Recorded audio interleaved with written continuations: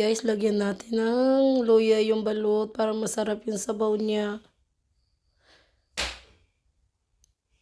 And, ayan, nalagyan ko ng luya.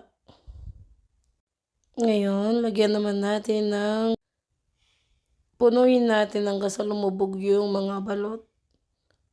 Para hindi mabasag, hindi sila magbanggaan, para hindi crack yung balot pag naluto. Punuin lang natin. Ngayon, okay na yan. Lagyan asin. Kuha tayo dito sa wala na palang laman yung lalagyan ko ng asin. Kukunti na lang pala. Tingnan nyo, ang puti ng asin, oh. Ayan, nahulog pa tuloy. Sayang.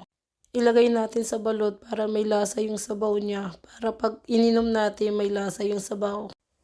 And then ngayon, 25 minutes, pakuluin natin bago natin siyang kainin.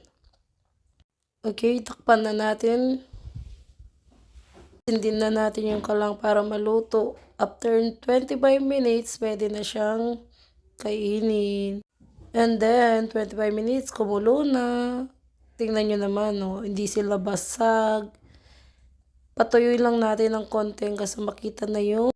Ayan, gumawa tayo ng sausawan para may sausawan tayo sa balut. Ayan, kumukulo pa rin. Konti na lang yung tubig.